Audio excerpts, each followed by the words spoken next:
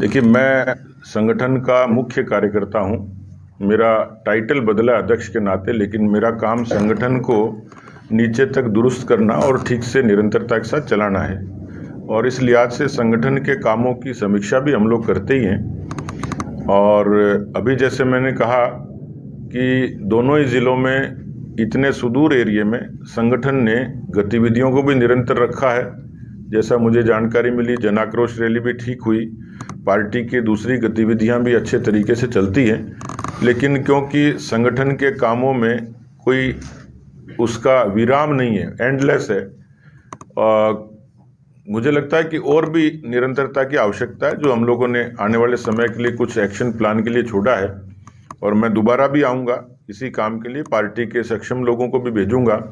मोर्चों की गतिविधियां भी और मुखर हों, उसकी भी कोशिश करेंगे। दूसरा, मैं अध्यक्ष हूँ संगठन के नाते, तो मेरी प्राथमिकता है कि मैं संगठन की गतिविधियां सुचारू रूप से करूं। इस लिहाज से हम लोगों का काम है सर्वस्पर्शी और सर्वव्यापी। मठ मंदिरों की और सामाजिक वर्गों की राजनीति में अहमियत है कि हम जितने ज़्यादा लोगों को जोड़ सकें। तो आस्था के जो केंद्र हैं उसमें बहुत सारे लोग आते हैं जो संस्कार भी देते हैं, और इसलिए पार्टी का व्याप बढ़े। तीसरा, हम सनातनी लोग हैं, आस्थावान लोग हैं, इसलिए जितने भी रूट में ऐसे धार्मिक स्थान आते हैं, जिज्ञासा से भी और श्रद्धा से भी मैं वहाँ जाता हूँ।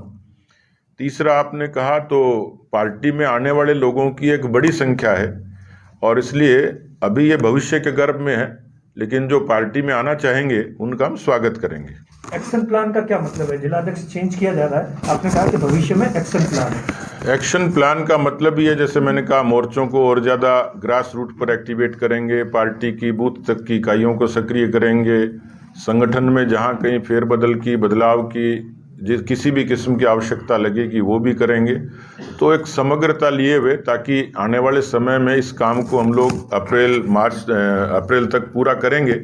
क्योंकि अगली साल जब हम मिलेंगे तो हम लोग लगभग इलेक्शन मोड पे होंगे, तो चुनाव से पहले संगठन दुरुस्त हो, ये कोशिश है। आपकी सेंट्रल में सरकार है, 2-3 समस्याएं यहाँ बड़ी है, चाहे वो डीएनपी एरिया की ले लो, या मालानी एक्सप्रेस की ले लो, या एयरपोर्ट की ले लो। तो इन सब चीज़ों को लेकर भी चर्चा की गई, इन सब चीज़ों को लेकर भी अब आगे कुछ सेंट्रल में उठाया जाएगा। मुझे कार्यकर्ताओं ने भी और जनता के स्वयंसेवी संगठनों ने भी अलग अलग तरीके से बात कही है, और मैं इस बात को गंभीरता से सुना भी है, और मैं मेरी क्षमता में केंद्र को इन सभी बातों से अवगत भी कराऊंगा और कोशिश करूंगा कि कुछ बातों का प्राथमिकता से समाधान हो।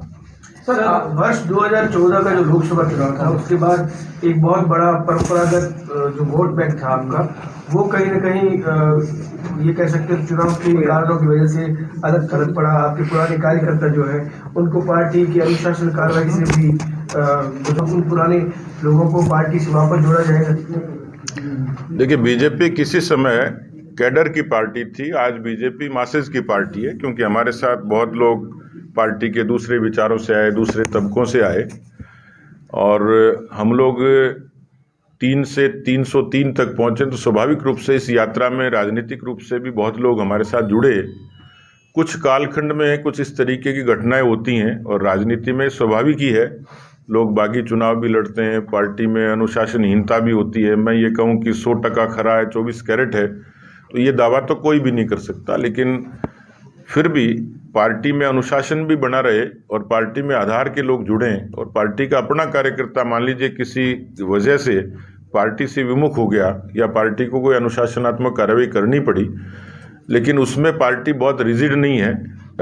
परिस्थितियों के हिसाब से ऐसे कार्यकर्ता जो कॉम्पिटेंट हैं, जिनको लगता है कि उनसे गलती हुई है, तो उनके बारे में पार्टी विचार करती है, और ऐसे कई जगह हम लोगों ने किया है। घनश्याम तिवारी जी एक बड़ा उदाहरण, जिनको पार्टी ने इंडक्ट किया है। तो भविष्य में जिले से लेकर प्रदेश स्तर तक ऐसे कुछ लोग हो सकते हैं जिनके बारे में विचार किया जा सकता है।